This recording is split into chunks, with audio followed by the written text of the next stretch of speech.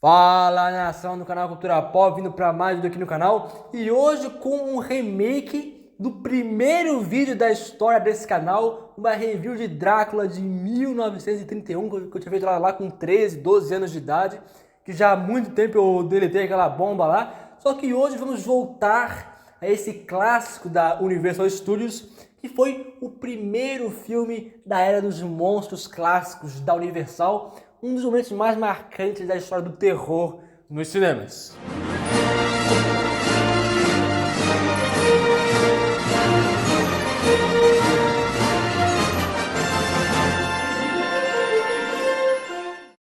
Bom, uma curiosidade é que esse filme não foi a primeira adaptação do Drácula para os cinemas, porque em 1922 tivemos Nosferatu, né? O clássico alemão lá do expressionismo, que foi uma cópia ilegal da obra do Bram Stoker, sem os devidos direitos autorais, e que acabou sendo até boicotada pela esposa do falecido Bram Stoker.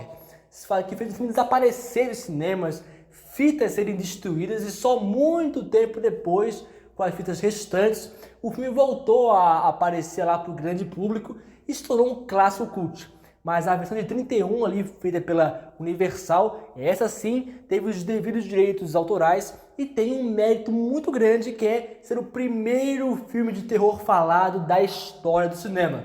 O que explica muito sobre por que a atuação é tão teatral, tão truncada em certos pontos, porque era um momento de descoberta realmente.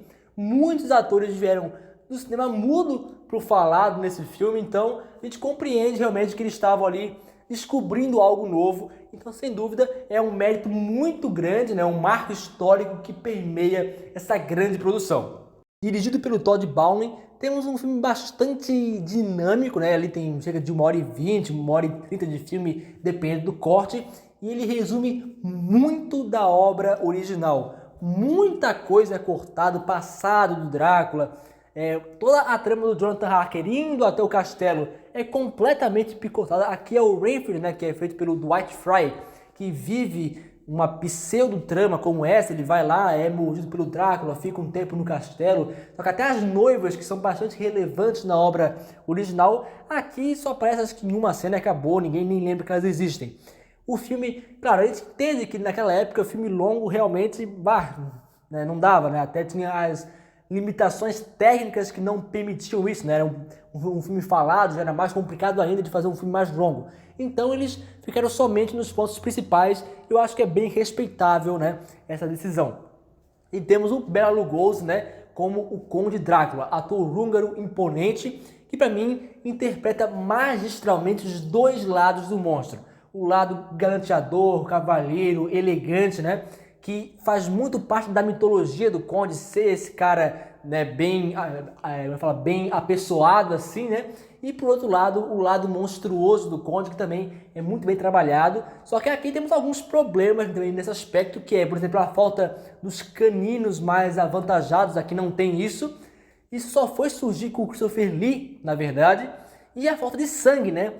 Pô, o filme do Drácula não tem um pingo de sangue, é realmente meio controverso. E isso colabora muito, né, na criação do monstro, do mito do Drácula, e que aqui acaba devendo. Bom, no início da trama, o Renfield vai até a Transilvânia, vai até o castelo do Drácula para vender a ele um terreno lá em Londres. O Drácula morde ele e transforma ele no seu servo. Com isso, o Renfield ajuda o Drácula a embarcar no Demeter, que é um navio cargueiro rumo à Inglaterra.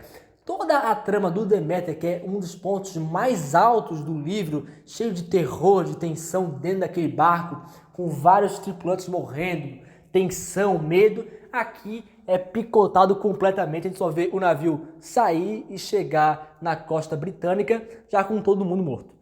Então o Drácula começa a se envolver lá na alta sociedade londrina e inclusive cruza ali com a Mina Murray e com o Jonathan Harker. E aqui não tem nada de romance entre ele e a Mina, ele só quer morder ela mesmo para fazer ela virar uma das suas noivas e acabou. E a relação dele com o Jonathan Harker, que no livro é muito importante, porque o Harker é quem foi até o castelo, ele é quem ficou preso com as noivas, viu todos aqueles horrores. Mas, né, com exceção do Bela Lugosi, o melhor personagem é Abraham Van Helsing, vivido pelo Edward Van Sloan, né, que inclusive iria fazer o professor do Henry Frankenstein no filme seguinte da Universal, o Frankenstein, né? Porque esses dois filmes lançaram mais ou menos no mesmo período.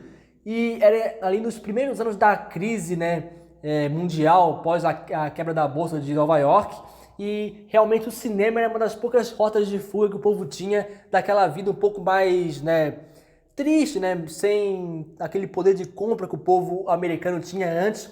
Inclusive, os cinemas fizeram sessões duplas. Tu pagava um ingresso e assistia os dois filmes no cinema, algo que era realmente inovador para a época e que alegrou aí muita gente de poder ver esses dois clássicos no cinema. Realmente são dois filmes muito bons, mas eu acho que o Frankenstein é superior, né? É mais grandioso que esse Drácula. Inclusive a gente pode analisar ele mais pra frente. E daqui temos uma trama bem dinâmica. É o Drácula tentando possuir de vez a mina e o Van Helsing junto com o Jonathan Harker tentando impedir ele usando ali vários artifícios.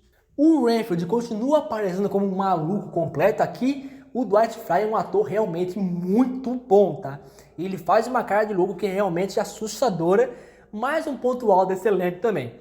E ao final da trama, o Van Helsing deduz onde o Drácula passa os dias, né? Porque ele dorme de dia, e segue ele enquanto ele ia levar a mina para enfim se transformar em uma vampira. Lá, o Renfield segue o Drácula até a sua caverna. O Drácula fica puto e mata o Renfield por isso, né? Por ter entregue o seu esconderijo. E com isso, o Van Helsing finaliza o Drácula com uma estaca no coração. Inclusive, esse filme teve uma sequência direta que foi A Filha de Drácula de 36, se não me engano, 5 anos depois, que continua exatamente onde esse termina, com o Van Helsing sendo preso por matar um cara aparentemente inocente. E a filha do Drácula, né, a Condessa Maria Zaleska, agora vai até Londres para queimar o corpo do seu pai para garantir que ele não iria mais voltar. E assim inicia o seu próprio reinado ali em Londres, ali com novas vítimas. É um filme muito bom também.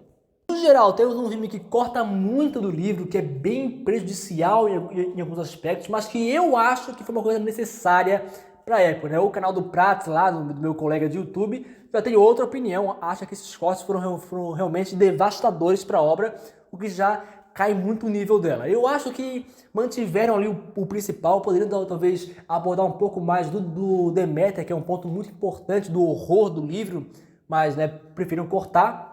Mas no geral temos um elenco muito bom, especialmente Bela Lugosi, Dwight Frye e o Edward Van Sloan, são bons atores, muito bons, e que ficaram, né, tirando o Dwight Frye que morreu nesse filme, né, Bela Lugosi e o Edward Van Sloan continuaram, né, trabalhando nos filmes posteriores, né, até em outros papéis também. Então realmente eles se consolidaram como estrelas, né, dessa nova era do cinema de terror. E foi um filme que deu muito bom, né, em bilheteria, em crítica, e alavancou uma sequência imensa de sucessos da Universal nesse monstroverso aí, muito antes do MCU, por exemplo, hein? Muito antes lá do...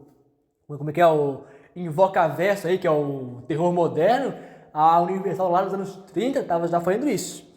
E temos um filme muito bem produzido, a atmosfera, especialmente do Castelo do Drácula, das ruas de Londres ali cheias de névoa, é muito bem feita. Figurinos muito bem feitos, especialmente, de novo, o do Conde Drácula. Ótima trilha sonora, temos um filme com uma produção impecável, bons atores, só que peca ali pela lentidão e pelos cortes.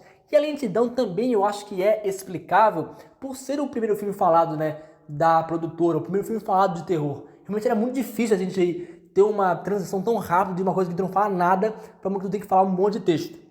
Então, os caras que vieram do teatro, pô, realmente eles vão ter muito trabalho. Inclusive, teve até uma peça da Broadway que foi igual a esse filme também. E lá a gente tem atuações muitíssimo semelhantes ao que a gente vê aqui. Então, eu acho que não dá pra culpar muito.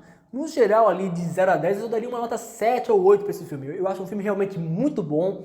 Um marco pro cinema de terror. Um marco pro cinema em geral, inclusive, né? Pela grandeza de ser um dos primeiros filmes falados da história. Então, sem dúvida, para mim, é um dos maiores clássicos da história da Universal, um dos melhores filmes do Drácula e que traz em cena um dos 3 melhores Dráculas do cinema, se não o melhor, que é o Bela Lugosi. Então, esse foi o vídeo. Compartilhe com aquele cara que é fã de cinema antigo aí, que é teu amigo, que é teu parente, que pode gostar desse vídeo. Deixa o like, se inscreve principalmente. E acho que até mais do que isso, comente a sua opinião. Comentário acho que é a melhor forma de engajamento possível. que a gente entende a tua opinião, a gente percebe quem é que viu o vídeo, né? Quem é que realmente viu até o final e que tá dando a sua opinião. É muito massa pra gente fazer essa interação. Então, faz isso aí. Esse foi o vídeo e até a próxima.